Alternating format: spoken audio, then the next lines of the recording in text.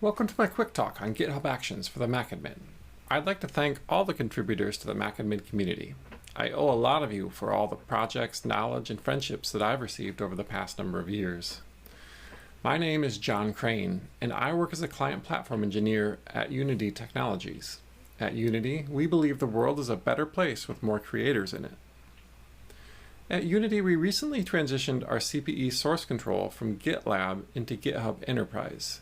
This allowed us some time to rethink how we were solving some of our deployment pipelines with GitHub Actions.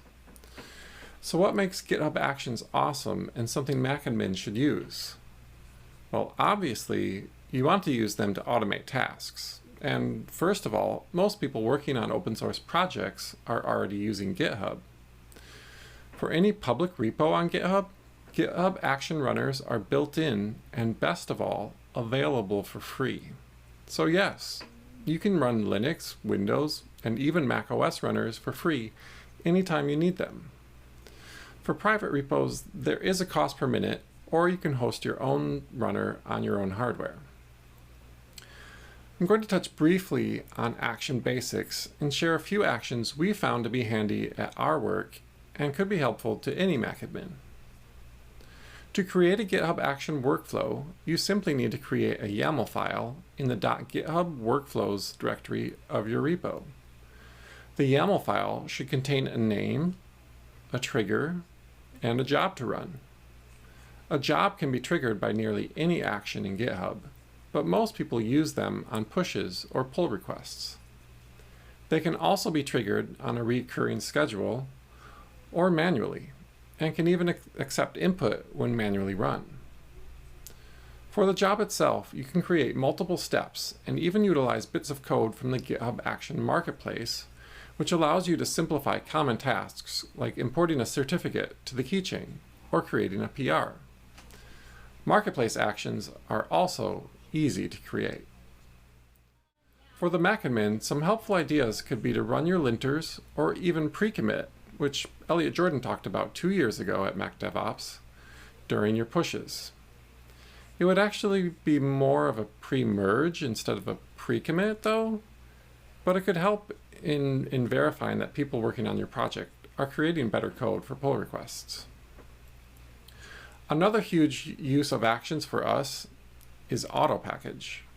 William Thieker did an entire presentation on running auto package on GitHub runners last year, and we've been able to utilize the work from his team at Gusto and have been able to contribute some code back to the project. You can now have AutoPackage auto-create PRs for the AutoPackage repo when recipes are failing. The entire diff is even seen in the pull request, so approving is simple and easy to audit in the future. Another use for us has been building packages.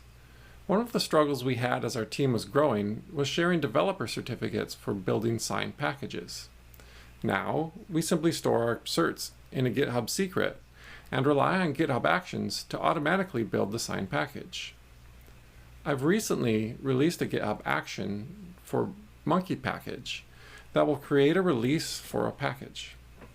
Once a package is built, our nightly auto package workflow automatically grabs the release and puts the package file in our Monkey repo.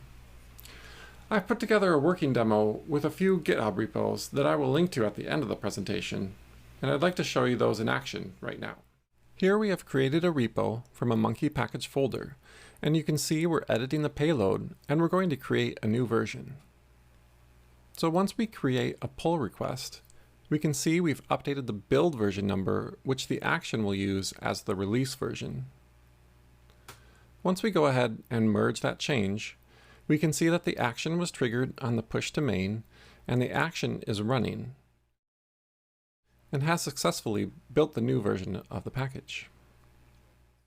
Next, we jump over to our demo auto package repo and manually trigger the auto package run action for that specific package. The action then starts a Mac OS runner, installs and configures Monkey and auto package, adds in our repos,